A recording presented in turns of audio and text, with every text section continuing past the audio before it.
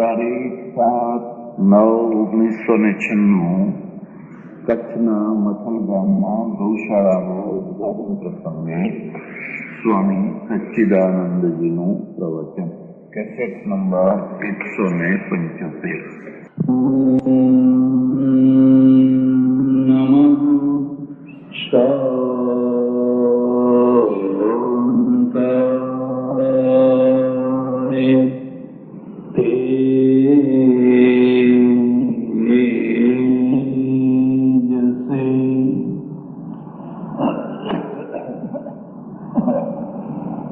વંદનીય શાંતિદાસજી મહારાજ શ્રી,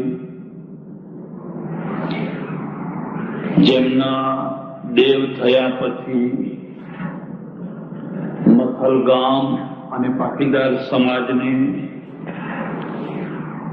એમની સેવાઓની કાયમ સ્મૃતિ રાખવા માટેનું એક પ્રતીક મૂકવાની બુદ્ધિ સૂજી એવા દિવંગત માસ્તરના નામથી હુલામણા ખીમજીભાઈ નાગજીભાઈ પટેલના પરિવારના બધા સભ્યજનો, આજની સભાના પ્રમુખ સ્થાને બિરાજેલા પ્રમુખ મહોદય, અહીંયા મંચ ઉપર બિરાજેલા જુદી જુદી શાખાઓના બધા પ્રમુખશ્રીઓ, સજ્જનો અને બહેનો,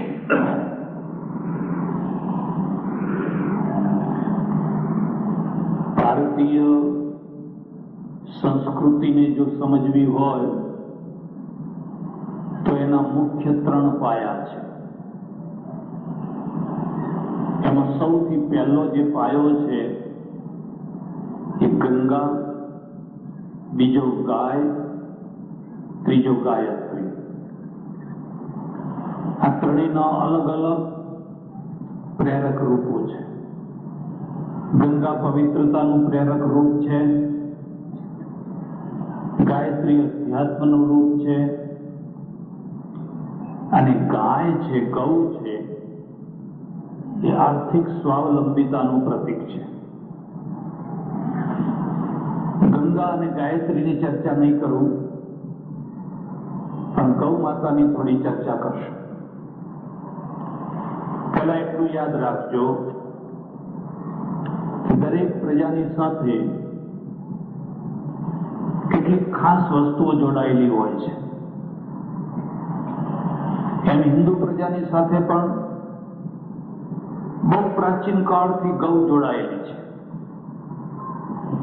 વૈદિક કાળમાં, પૌરાણિક કાળમાં, રાજપૂત કાળમાં, મુસ્લિમ કાળમાં અને આધુનિક કાળમાં એવી સચોટ રીતે જોડાયેલી છે. અને એમાંથી ઘણા પ્રશ્નો પણ ઉભા થયા છે. બહુ પ્રાચીન કાળમાં તમે જુઓ, પાછળ વાળાને તકલીફ છે.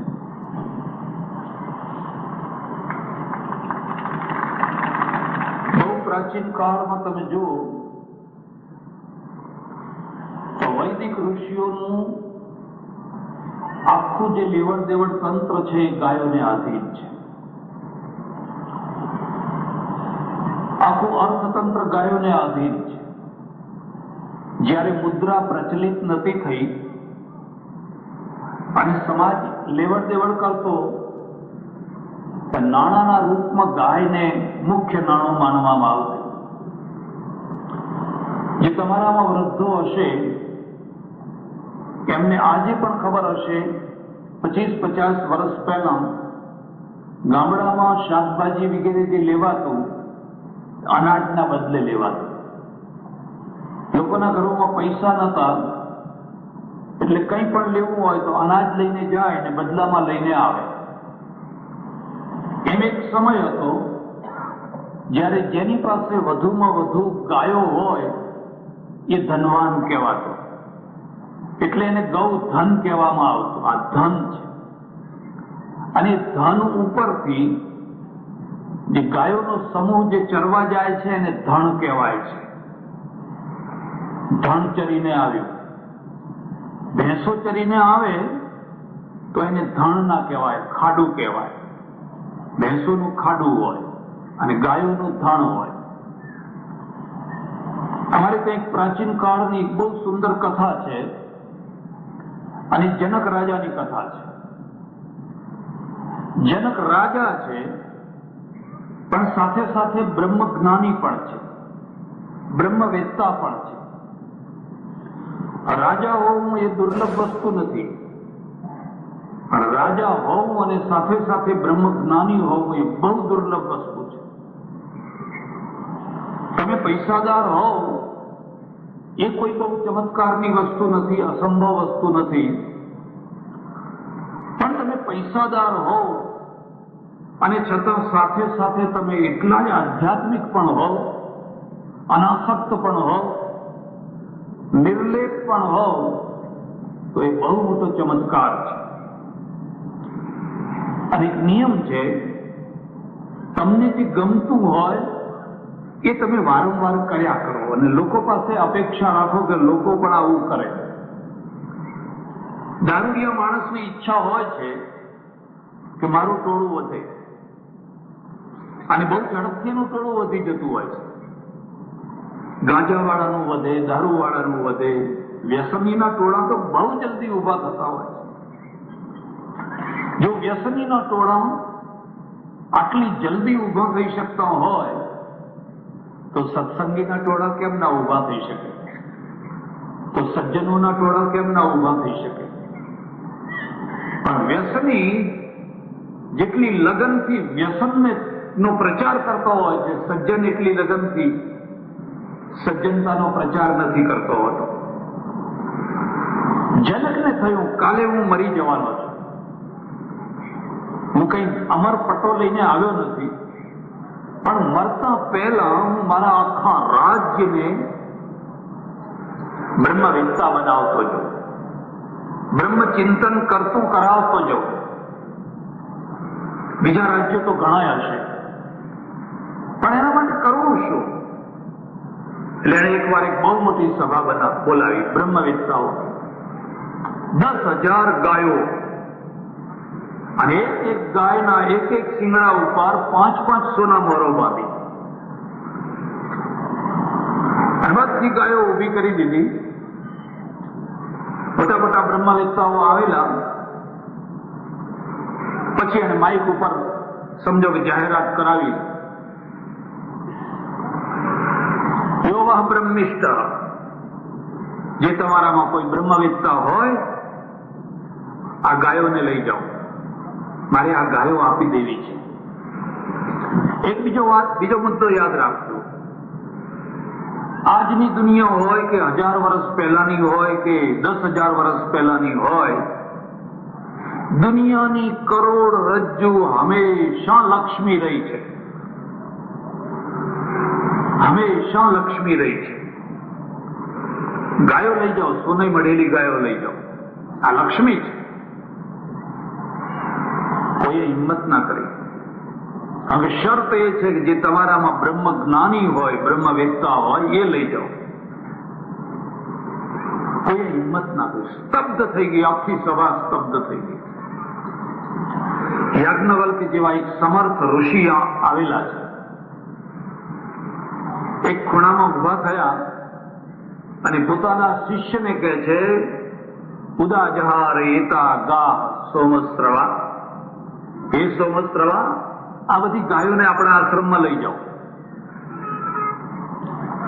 તત્ર બ્રાહ્મણા ચક્રુદુ, આ માનવીય સ્વભાવ આવ્યો. અને જ્યાં યાજ્ઞવલ્કે ગાયો લેવાની શરૂઆત કરી અને બીજા બધા વિદ્વાનો ક્રોધિત થઈ ગયા. ક્રોધ કઈ હમણાંથી વધી ગયો છે એવું ના સમજતા. પહેલા દુર્વાસા હતા. અને બીજી વાત પણ તમને કહું, સમાજને વશિષ્ઠની જરૂર છે ને કોઈ વાર દુર્વાસાની જરૂર છે. એકલા વશિષ્ઠોથી કામ ના ચાલે, એકલા યુધિષ્ઠિરથી કામ ના ચાલે. ભીમની જરૂર પડે ને અર્જુનની જરૂર. એકલા ગાંધીજીથી દેશ ના ચાલે, સરદાર પટેલની જરૂર પડે. પછી બધા ગાંધીજી ભેગા થયા હોય તો શું પરિણામ આવે? જરા વિચાર કરો. બધાની જરૂર પડે. તત્ર બ્રાહ્મણા ચક્રુદુઃ, ઉપનિષદ લખે છે. અને પેલા બ્રાહ્મણો વિદ્વાનો બધા ફૂફાડા મારવાના માટે એક પછી એક લાંબા હાથ કરીને કહેવા લાગ્યા, તું મોટો બ્રહ્મવેત્તા થઈ ગયો, તું મોટો બ્રહ્મવેત્તા થઈ ગયો છે. આ વખતે યાજ્ઞવલ્કે જે જવાબ આપ્યો છે ને, એક એક માણસે યાદ રાખવા જેવો છે. એને કહ્યું, નમસ્કૃમો બ્રહ્મવાદીજી વયંતુ ગોકામા. અરે અમે બ્રહ્મવેત્તાઓને તો પ્રણામ કરીએ છીએ, હું તો ગાયોનો લોભિયો માણસ છું. વયંતુ ગોકામા, હું તો ગાયનો લોભિયો માણસ છું. આ વાત ખાસ યાદ રાખજો. લોભિયો કદી પોતાની જાતને લોભિયો નથી કહી શકતો. પાપી કદી પોતાની જાતને પાપી નથી કહી શકતો. તો પુણ્યાત્મા જ હિંમત હોય કે પોતાની જાતને પાપી કે? પુણ્યાત્મા જ એમ ભાઈ હું તો મહાપાપી છું. પાપી કદી એવું ના કહી, તો ઢાંક્યા કરે છે, દબાયા કરે છે. એનામાં આત્મબળ ક્યાં છે? આત્મબળ તો પેલામાં હોય છે. એક બીજી વાત પણ યાદ રાખજો, જેને સતત માનની ભૂખ હોય છે એને તમે માન આપશો તો એ એના માટે તમારા માટે બેયના માટે ઝેર થશે. એના માટે ઝેર થશે અને તમારા માટે ઝેર થશે. પણ જેને માન જોઈતું નથી, જેને માનની ભૂખ નથી, એવા માણસને જો તમે માન આપશો તો એના માટે અમૃત થશે ને તમારા માટે અમૃત થશે.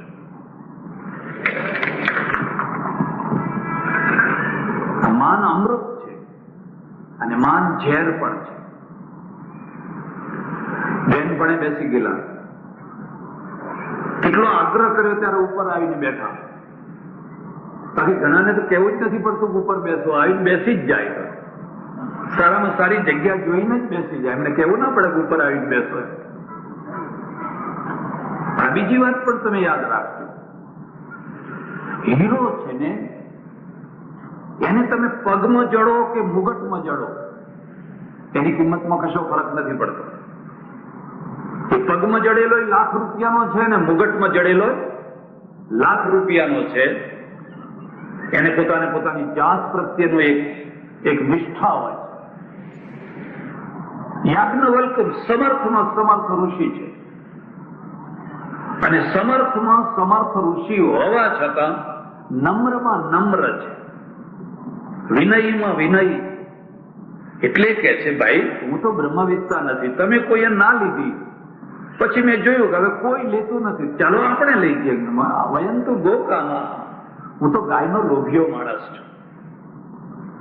ગીતા તમે વાંચજો, એમાં બીજા અધ્યાયની અંદર જે સ્થિત પ્રજ્ઞના લક્ષણો બતાવ્યા છે એમાં સૌથી પહેલો શબ્દ મૂક્યો છે સ્થિત પ્રજ્ઞસ્ય કા ભાષા. એની ભાષા કેવી હોય, એની વાણી કેવી હોય.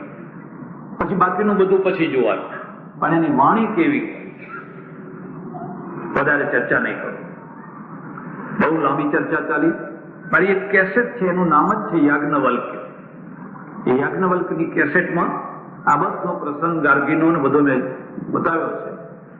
તમારે તમને આટલું જ કહેવું હતું કે એક સમય હતો જ્યારે ગાય છે એ મુદ્રા હતી, એ વિનિમયની કરન્સી હતી, નોટો હતી. એનાથી વિનિમય થતો હતો, લેવડ દેવડ થતી હતી. અને લેવડ દેવડ થતી હતી એટલે બીજા બધાની તુલનામાં એનું મહત્વ કેટલું હશે એ તમે સમજી શકો છો. આપણા ઉપનિષદોમાં કે પ્રાચીન ગ્રંથોમાં કોઈ જગ્યાએ એવું નથી આવતું કે રાજાએ 2000 ભેંસો ભેગી કરી હતી કે 5000 ભેંસો ભેગી કરી હતી અને પછી લોકોને કહ્યું હોય લો આ ભેંસો જોઈતી હોય લઈ જાઓ. કે કોઈની માં મરી ગઈ હોય ને પાછળ ભેંસ આપી હોય, ક્યાંય આવતું નથી. ગાયની જ વાત આવે છે. તમે જરા એટલો વિચાર કરો કે 500 રૂપિયાની નોટ ને કોઈ આજ ફાડી નાખે, બાળી નાખે તો કેવું લાગે? કારણ કે કરન્સી છે, એ વિનિમયની મુદ્રા છે. એટલે આપણે એને સાચવીને પાકીટમાં, તિજોરીમાં એને સાચવીને રાખીએ છીએ.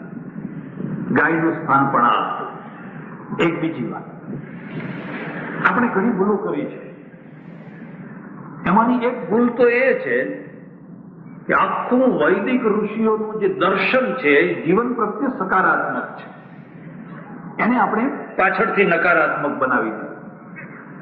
સકારાત્મક છે એટલે શું છે? પહેલા તો એમ માને છે કે આ ઈશ્વરની રચના એ સંસાર છે અને સંસાર મંગલમય.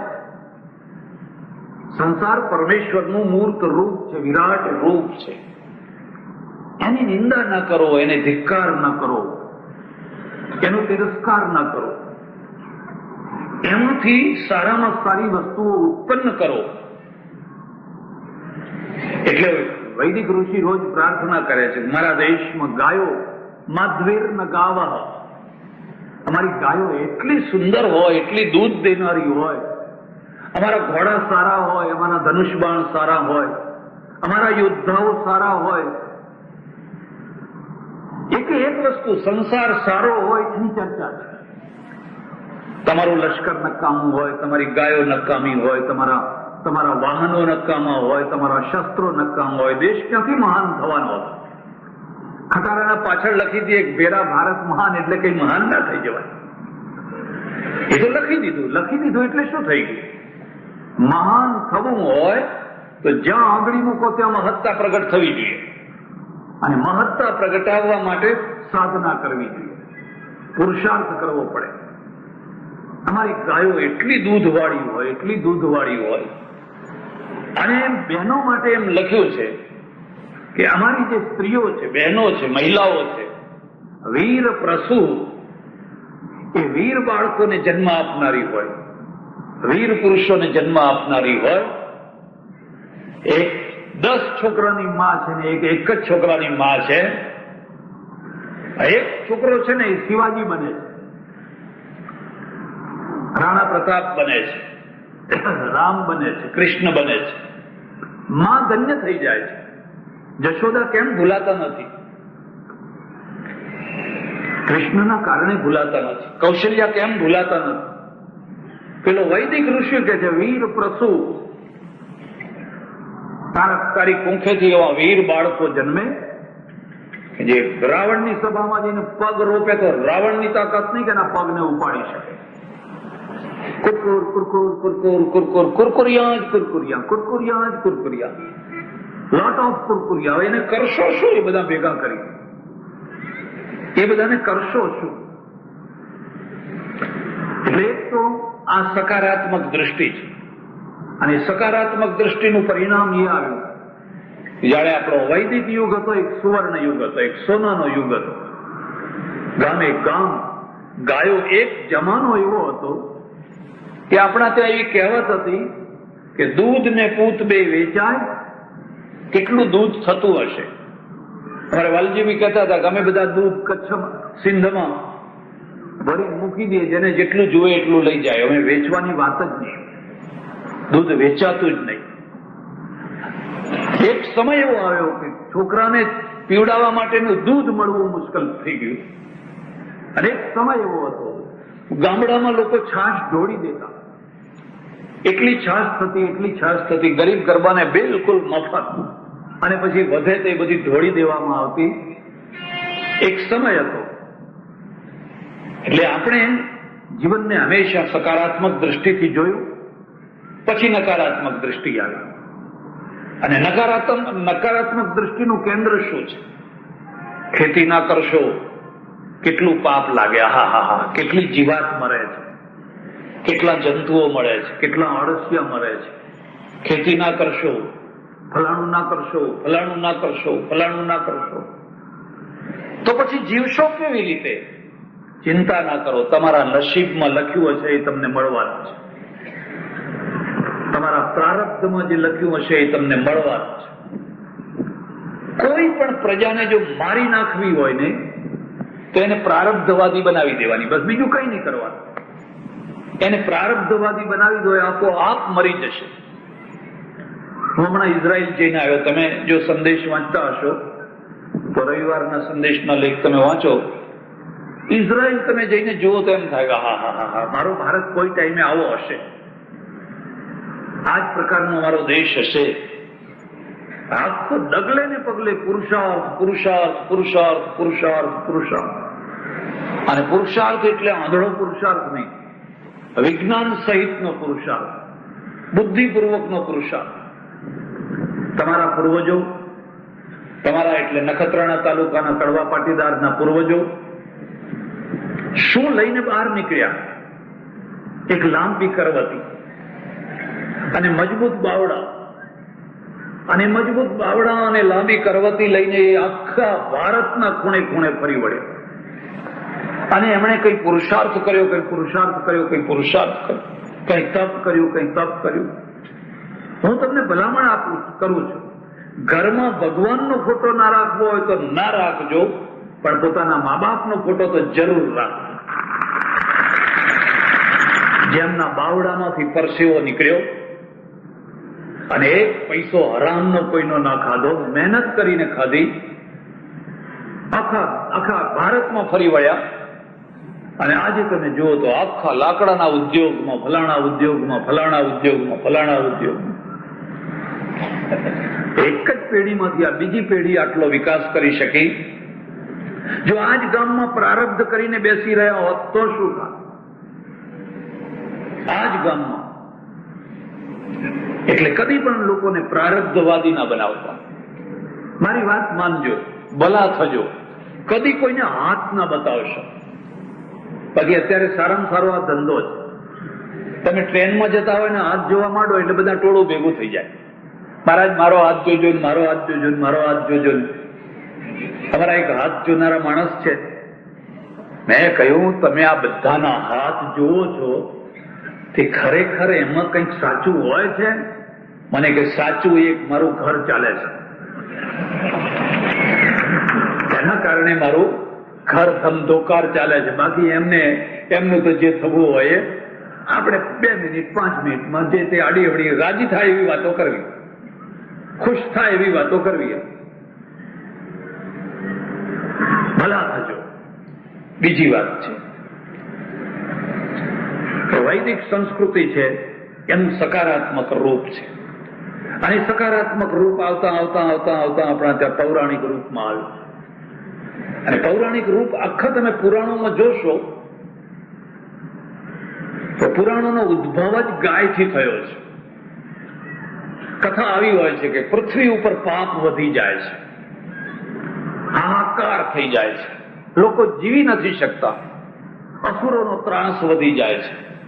આ અસુરો એ કોઈ અલગ પ્રજા નથી, કોઈ શિંગડાવાળી કોઈ જુદી પ્રજા નથી.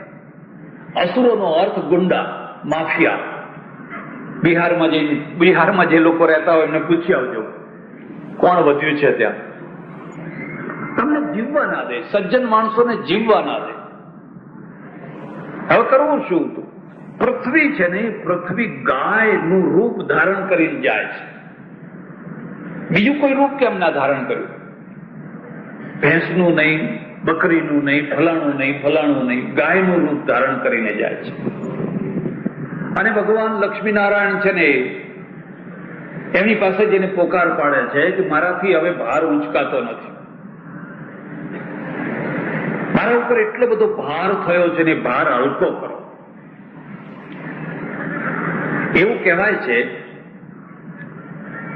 કે એક જિજ્ઞાસુ માણસ છે ને, એક ગુરુની પાસે ગયો અને ગુરુની પાસે જઈને એને કહ્યું કે મને જ્ઞાન આપો. વચ્ચે બીજી વાત કહી દઉં છું, તમે જિજ્ઞાસુ થજો. આપણી વૈદિક સંસ્કૃતિ છે. અને જ્ઞાન માટે ફરજો. પર્વતે પર્વતે, હિમાલય હિમાલય, ગુફાએ ગુફાએ, કંદરાએ કંદરાએ, પણ જ્ઞાન માટે ફરજો. પણ કદી કંઠી બંધાવવા માટે ના ફરશો. એને જ્ઞાનને કાંઈ લેવા દેવા નથી. એ તો બધી બંધાયું એટલે વાત પતી ગઈ, બસ. એનાથી તો વાત જ અટકી ગઈ, આખી તમારો વિકાસ જ અટકી ગયો. અને કદાચ તમે આગળ વધવા માંગશો તો પેલા વધવા નહીં દે. કારણ કે પ્રત્યેક રબારીને, પ્રત્યેક ભરવાડને એના ઘેટાની ચિંતા હોય છે, કઈ ભાગી ના જાય, બીજા વાડામાં ના જતું રહે, બીજા વાડામાં ખસી ના જાય. આપણે તો વૈદિક સંસ્કૃતિ છે, એને કોઈ વાડો ના હોય. આપણે સિંહને વાડો ના હોય, અને ઘેટું વાડા વિના રહી ન શકે. એને વાડાથી બહાર કાઢ્યું હોય તો બે બે કરીને રાત્રે મરી જાય. વાડામાં પૂરો તો એને શાંતિ થાય. સિંહને વાડો ના હોય. અમેરિકામાં એક જગ્યાએ ઉતરેલો, એ સજ્જન મને કહે, આ તમારી કેસેટો મેં સાંભળી બધી, અને મને તો આમ ધમધમાટ થઈ ગયો. સારું થવો જ જોઈએ ને ભાઈ. ધમધમાટ ના થાય તો કામ કેવી રીતે થશે?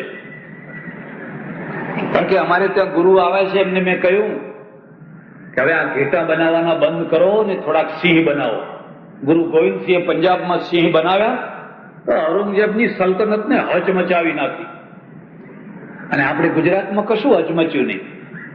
ગુજરાતમાં જે આવ્યા એ બધાએ દંડા મારી મારીને રાજ કર્યા, વેટ કરાવી, ટેક્સ કર્યા, અપમાન કર્યા, કોઈ સામે ના થયું. કારણ કે અહીં બધા કોઈ સિંહ પેદા જ ના કર્યા. જે આવ્યો એને ઘેટા જ બનાવ્યા. બનાવો, ઘેટા જ બનાવ્યા. પેલા સિંહ બનાવ્યા. આપણે થોડા સિંહ બનાવો. એટલે મેં શું કહ્યું તમારા ગુરુએ? કે ગુરુએ એમ કહ્યું કે જોજે મૂર્ખ, આપણે સિંહ નથી બનાવવા. સિંહ તો હામી ત્રાડ નાખે, એમ એ તો ગુગવાટો કરે ને આમ સામે પંજો ઉગામે. આપણે તો ઘેટા જ હારા. 12 મહિનામાં 2 વાર ઊન કાપી લેવાની, બસ. આપણે બીજું કઈ જોઈતું નથી. 12 મહિના, 6 મહિના થાય એટલે કાતર લઈને ઊન કાપી લેવાની, ને વળી 6 મહિના થાય એટલે ઘેટા જ સારા. આપણે પેલો જિજ્ઞાસુ છે, એને જ્ઞાન માટે ફરે છે. અને જેને જ્ઞાનની ભૂખ હોય એને તો જ્યાં જ્ઞાન મળે ત્યાં જવાનું છે. ફાહિયાન આવ્યો, ઇત્સિંગ આવ્યો, હુયન સાંગ આવ્યો. જ્ઞાનની ભૂખી એક વિદ્યાપીઠમાં ફર્યો. તક્ષશિલા ગયો, નાલંદા ગયો, વલ્લભી ગયો. એવી ખબર પડે ફલાણી જગ્યાએ જ્ઞાન છે, જવું જોઈએ ત્યાં. આ શિષ્ય ભાવથી પેલો જિજ્ઞાસુ માણસ છે ને એક સમર્થ ઋષિ જેવા માણસ પાસે પહોંચી ગયો અને એને કહ્યું, તમે મને જ્ઞાન આપો, તમે મને જ્ઞાન આપો. તો કે હું તને જ્ઞાન આપું ખરો, પણ હવે એક શરત છે કે હું પૂછું એનો જવાબ તું આપ. તો કે હું શું જવાબ આપું, પણ છતાં આપ પૂછો. અને એમણે પ્રશ્ન પૂછ્યો, પાણીથી પાતળું શું? પાણી કરતા વધારે પાતળું શું? અને અગ્નિ કરતા વધારે બાળનારું શું?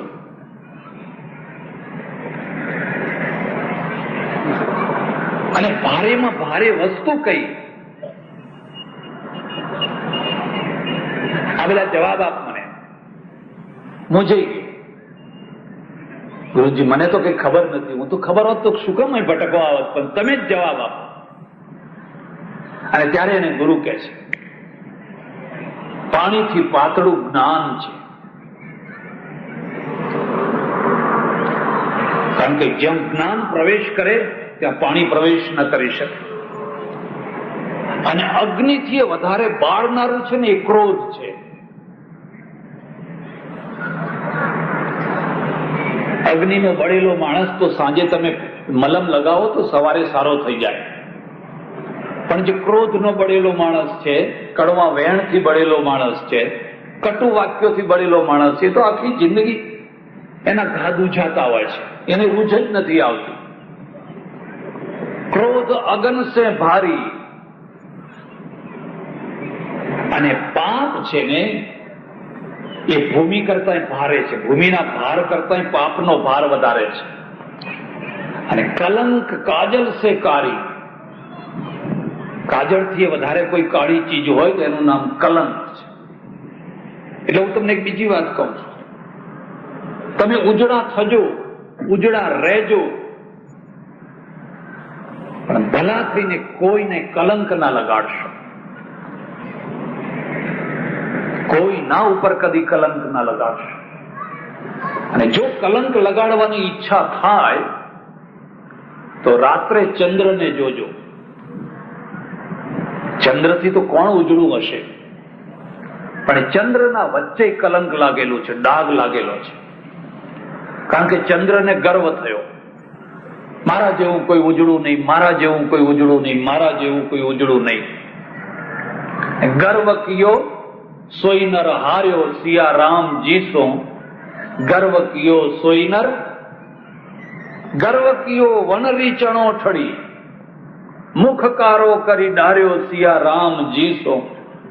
તમને કદાચ ખબર નહીં હોય, સોની હતો સોની, સામે ભઠ્ઠી, અને આમ ત્રાજવામાં સોનું જોખે. એક તરફ સોનું ને એક તરફ ચણોઠી. પહેલા તો ચણોઠી મૂકતા ને, અને ચણોઠી કઈ ખડખડાટ હસી,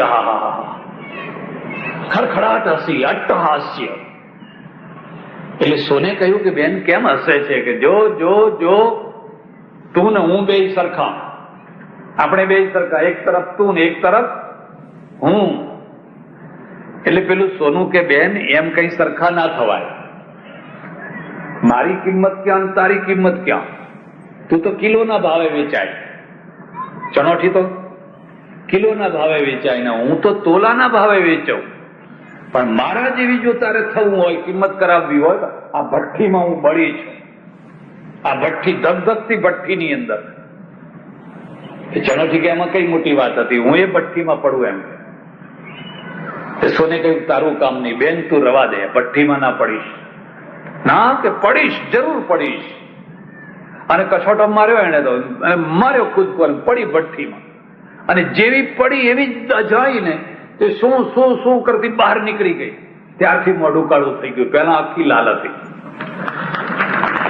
પહેલા આખી લાલ હતી ને ત્યારથી આવું થઈ ગયું. તું જો તું કોના સામે સ્પર્ધા કરે છે. કદી કોઈને કલંક ના લગાડશો. ચંદ્રના સામે જોજો, ને તો તમારા ઘરમાં આવીને વાત ઉભી રહેશે. તમારે જોવું હોય તો જોજો. જે નિંદા કરનારા હોય છે ને એના ઘરમાં જ નિંદાના કારણો ઉભા થતા હોય છે, અને જે ઉપેક્ષા કરનારા હોય છે ભાઈ એને આપણે કોઈનું કઈ જવા દો. એની ભગવાન બાંધી મુઠ્ઠી રાખતો હોય છે, એની લાજ ભગવાન રાખતો હોય છે. લાજ લેનારની લાજ ના રહે, લાજ રાખનારની લાજ રહે. સવારથી સાંજ સુધી જે લાજ લેવાનો ધંધો કરતા હોય એની લાજ ના રહે. એટલે આપણે ત્યાં એક પૃથ્વી છે ને, એ પૃથ્વી ગાયનું રૂપ ધારણ કરે છે. આખું ગામ ગુંડાઓના કબજે હોય, મુઠ્ઠીમાં હોય, ને સજ્જન પુરુષો કશું કરી ના શકતા હોય. એક બીજી વાત પણ યાદ રાખજો, અતિશય આબરૂદાર માણસ હોય ને, એક પરાકાષ્ઠાએ પહોંચી નિષ્ક્રિય બની જતો હોય, એનાથી કશું ના થઈ શકે. ખાલી પોલીસ એના બારણે આવીને ઉભી રહેતો હોય તો ગભરાઈ જાય કે ફલાણાના ઘેર પોલીસ આવી હતી, ગભરાઈ જાય. એટલે હંમેશા ફફડતો ફફડતો ફફડતો, ડરતો ડરતો ડરતો રહે. પેલો 50 વાર પોલીસ થાણે જઈ આવ્યો હોય, એટલે પોલીસ આવે એટલે એમ સમજે કે જાણે આપણા ઘરે લાઈટ ગઈ.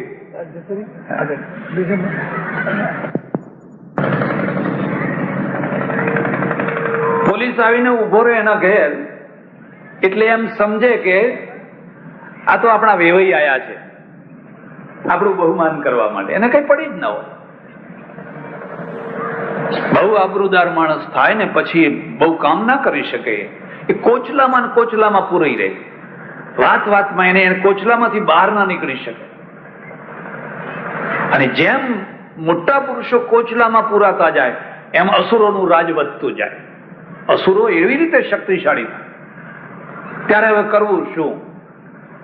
એટલે આપણા પૂર્વજોએ પ્રતીક બનાવ્યું કે આ પૃથ્વી ઉપર ભાર વધ્યો છે, અને ભાર પેલી ગાય ઉપર છે. કારણ કે ગાયના દીકરાનું નામ છે બળદ, અને બળદ છે એ ધર્મ છે. આ પ્રતીક છે. આપણે ધર્મનું રૂપ બળદ માન્યો છે, અને એને 4 પગ છે, અને 4 પગ ઉપર ઉભો છે ધર્મ. કોઈ વાર મહાદેવના મંદિરમાં જઈને જોજો તો તો શિવાલયમાં જે પોઠીઓ છે ને એના 3 પગ વળી ગયેલા છે ને 1 પગ આમ સીધો છે. પહેલા 4 ઊભા હતા. એક યુગ પૂરો થયો, 1 પગ વળી ગયો, બીજો યુગ પૂરો થયો, બીજો વળ્યો, ત્રીજો યુગ પૂરો થયો, ત્રીજો વળ્યો. હવે 1 પગે પોઠીઓ ઉભેલો છે. એ જે પગ છે ને એ પગને સમજવા જેવું છે. ધર્મ છે એ સત્ય ઉપર, દયા ઉપર, તપ ઉપર અને દાન ઉપર, આ 4 ઉપર ઉભેલો છે. સતયુગ પૂરો થયો, સત્યનો પગ વળી ગયો, કપાઈ ના ગયો, વળી ગયો. પછી તપનો યુગ આવ્યો, દ્વાપર પૂરો થયો, તપનો પગ પડી ગયો. પછી ત્રેતા આવ્યો, દયાની પ્રધાનતા, એ પગ વળી ગયો. હવે અત્યારે દાન, એક દાનના પગ ઉપર ઉભો છે. ગૌશાળામાં જોઈએ એટલું દાન તમને મળે. કોઈ કામ કરો ને દાનનો ઢગલો થઈ જશે. અત્યારે પહેલા દાન ના મળતું, અત્યારે કોઠીઓ દાન ઉપર ઉભો છે. આ બધા પ્રતીકો છે. એટલે ગાય પોતાના દીકરાના દુઃખે દુઃખી થઈને ભગવાન પાસે ગઈ અને જઈને પોકાર કર્યો. પૃથ્વી ઉપર ભાર વધી ગયો છે. એક બીજી વાત પણ યાદ રાખજો. એક બહેન હોય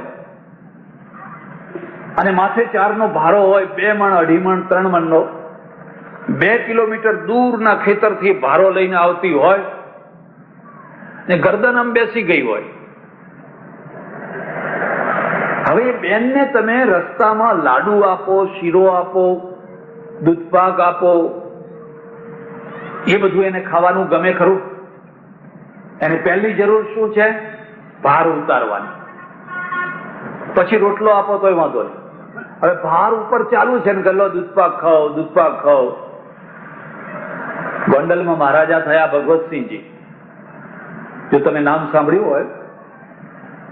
ભગવતસિંહજી ક્યાંકથી આવતા હશે ને ગામડામાંથી એક પટેલ બેન તે ભારો લઈને એમ ગરદન આમ થઈ ગયેલી અને ભાર લાગ્યો હોય એને ખબર પડે. હું તો તમને આટલું જ કહું છું, કોઈનો ભાર ઉતારજો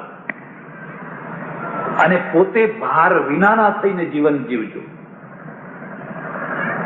ઊંઘ વેચીને ઉજાગરા કરવા પડે એવો ધંધો ના કરશો. પૈસા કમાજો, પણ એવા કમાજો કે રાત્રે તમે ઘસઘસાટ ઊંઘી શકો.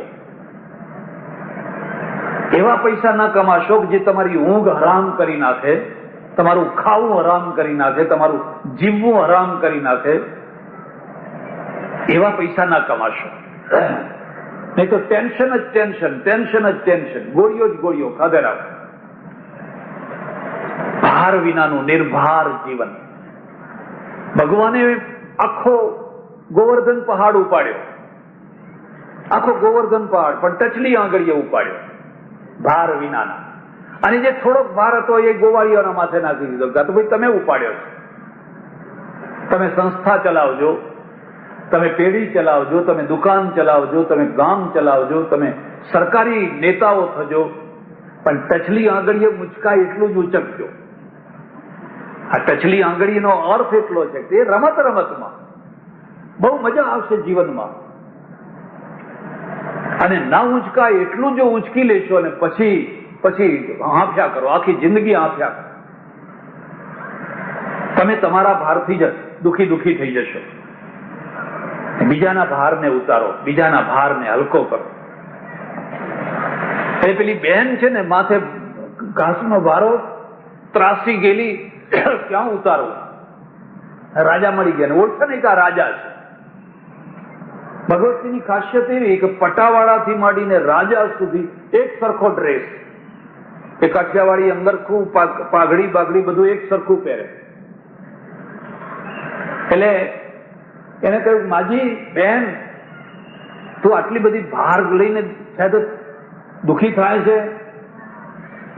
એટલે એને જોયું કોઈ નાનો મોટો અમલદાર જેવો માણસ લાગે છે. એટલે પેલી બેન કે છે, મારા રોયા, તારા રાજાને જઈને કેને કે અહીં કઈ ભાર ઉતારવાનો ઓટલો કરે તો અમે સુખી થઈએ. ઘણી વાર છે ને આવા બટક બોલા માણસો ઇતિહાસ ઉભો કરતા હોય છે. એમને ભાન ના હોય કોના આગળ આપણે શું બોલી રહ્યા છીએ. આવું જ આ જ શબ્દો એને કહ્યા.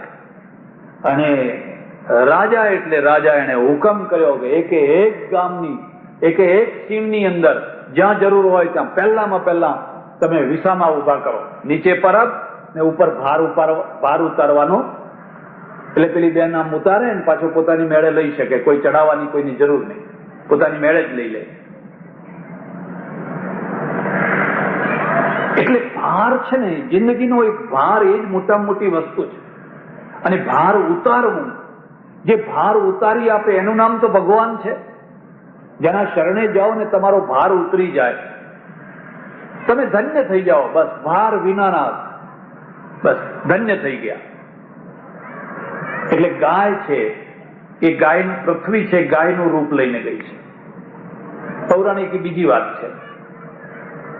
એવું કહેવાય છે કે બધા દેવોની સભા ભેગી થઈ. જેમ અત્યારે આપણે સભા ભેગી થઈ ને તો હોલ તો જોઈએ, કોઈ સ્થાન તો જોઈએ. તે પછી નક્કી કર્યું કે આપણે ગાયના શરીરમાં ભેગા થાવ બધા. કોઈના ઘરમાં ચિત્ર હોય તો તમે જોજો, પૂંછડેથી માંડીને શિંગડા સુધી બધા દેવો અંદર બેઠેલા છે. આ દેવો શું છે? એ શક્તિઓ છે, એ વિશિષ્ટ પ્રકારની શક્તિઓ છે. બધા ખીચોખીચ ભરાઈ ગયા દેવો. સભામાં એક ખાસિયત કહું છું તમને. સૌથી મોડું કોણ આવે? સૌથી મોડો પૈસાદાર માણસ આવે. એ કઈ વાંધો નહીં, ભલે મોડા આવે, પણ એની એક બીજી ખાસિયત છે કે બધાના માથા આઘા પાછા કરતા કરતા કરતા આગળ આવીને બેસવા જોઈએ. જો પાછળ આવીને પાછળ બેસી જાય તો વાહ વાહ, વાંધો નહીં ભાઈ, હરફર નહીં કરવાની. જો મને વિક્ષેપ થાય છે, કશું નહીં, તમારે બંધ કરવું હોય તો બંધ કરી દો, પણ તમારે આગા પાછા નહીં થવાનું. કોઈ આખી સભાને વિક્ષેપ થાય. હા, તમારે જે કરવું હોય કરીને પછી બેસી જાઓ. તમે મોડા આવો એનો કોઈ વાંધો નહીં, મોડા આવો પાછળ બેસો. અરે એક જગ્યાએ તો અભિમાન ઉતરવાની જગ્યા રાખો. દેવ મંદિરમાં અભિમાન નહીં ઉતરે, ધર્મ સભામાં અભિમાન નહીં ઉતરે તો ઉતરશે ક્યાં? પણ તમને અમે બગાડ્યા છે અને અમને તમે બગાડ્યા છે. આ બે વાત સમજી લો. અમારી નજર પડે ફલાણા શેઠ આવ્યા, ઓ શેઠને આગળ લાવો, આગળ લાવો, આગળ લાવો. અલ્યા તું વ્યાસપીઠ ઉપર બેઠો છે કે સારંગી વગાડનારો કોઈ ખમા બાપુ કરનારો બેઠો છે? એટલે પછી બે ચાર માણસો દોડે, લઈ આવો શેઠને આગળ લાવો, પછી માળા પહેરાવો. એમ કેમ ભાઈ? આટલા બધામાં કોઈને ના પહેરાવીને એમને કેમ કરાવી? એને પછી માળા પહેરાવો. આ અમે તમને બગાડ્યા, તમારા અભિમાનને અમે પોષણ આપ્યું અને તમે અમને બગાડ્યા. પછી તમે અમને એ રીતે બગાડ્યા, મહારાજ રોટલો નહીં કે શીરો તો ખાવો જ પડશે. તમારે બીજે રોટલો ખાવો હોય તો ખાજો, મારે ઘર તો તમારે લાડવા ખાવા જ પડશે. એટલે પછી શીરો ખવડાવે, લાડવા ખવડાવે, અને પછી એના એક પાછા વાતો કરે, મહારાજ તો રોજ શીરો ખાય છે, મહારાજ તો રોજ લાડવા ખાય છે. મહારાજ કે મારે બાજરીનો રોટલો ખાવો છે. ના, રોટલો નહીં ખવડાવો. આપણે બે એકબીજાના સાથે દુશ્મનાવટનું કામ કર્યું છે. પૈસાદાર માણસને પણ મનમાં એવું સમજવાનું કે મારે એક જગ્યાએ તો અહમભાવ ઓછો કરવાનો. આપણે મંદિરમાં જઈએ તો આમ પગથિયે આમ હાથ કરીને જઈએ, એટલા માટે જઈએ કે આપણો અહમ ઓછો થાય. તમે કોઈ દાડો ગુરુદ્વારામાં જઈને જોજો, શીખોના ગુરુદ્વારામાં કોઈ મોટામાં મોટો લશ્કરનો જનરલ જાય ને તો પહેલા જોડા સાફ કરવા બેસે, પોતાના રૂમાલને કાઢીને બધાના જોડા ચોખ્ખા કરે. જોજો ગુરુદ્વારામાં જઈ અને આમ ખોળામાં લઈને શબ્દ બોલતો જાય, કીર્તન કરતો જાય અને બધાના જોડા સાફ કરે. કરી તો જોજો કેટલો આનંદ આવે છે, કેટલો આનંદ આવે છે. એટલે બધા દેવો આવી ગયા, લક્ષ્મીજી મોડા આવ્યા. લક્ષ્મીજી એટલે લક્ષ્મીજી, ઠુમાક ઠુમાક ઠુમાક ઠુમાક, પાટ પાટ પાટ પાટ કરતા કરતા આવ્યા.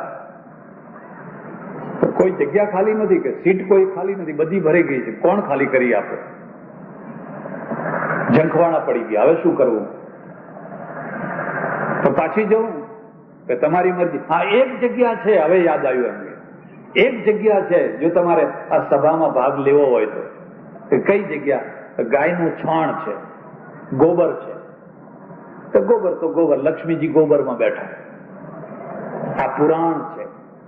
અને ત્યારથી ખેડૂત છે ને એક ટોપલો ભરીને ગોબર ખેતરમાં નાખે અને 10 ટોપલા ભરીને અનાજ ઘરમાં, 10 ટોપલા ભરીને અનાજ ઘરમાં લાવે. એ ગોબરને આપણે બાળવા માંડ્યા ને. થોડાક ખેડૂતો એનો ઉપયોગ કરતા હશે, બાકી મોટા ભાગના તો બધા છાણા થાપી થાપીને રોટલા કરવા માંડ્યા. અને તમે લક્ષ્મીજીને બાળો છો.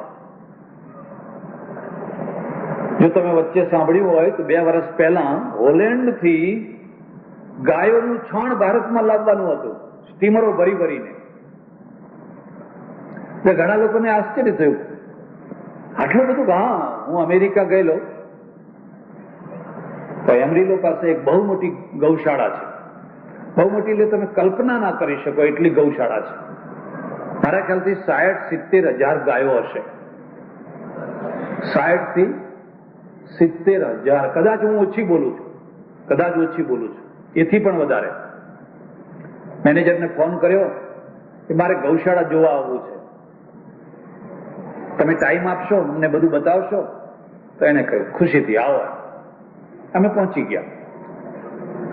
5 કિલોમીટર દૂરથી એના છાણની વાસ આવે. તમે 5 કિલોમીટર દૂર હો એટલે છાણની વાસ આવવા માંડે. જો આ ગૌશાળા આવી, એટલી બધી ગાયો એમ. મેનેજર પણ મારાથી અડધો હાથ ઊંચો અને કદાવર અમને જીપમાં લઈને મને કે ચાલો બધું બતાવો. એટલે પહેલો જ મને કે જ્યાંથી ગાયને અમે પ્રવેશ આપીએ છીએ ને પ્રવેશથી તમે શરૂઆત કરો. તો જોયું તો એક સાંકડી ગલી છે અને એમાં લાઈનસર બધી ગાયો ઉભેલી છે, લાઈનસર. હવે ગાય છે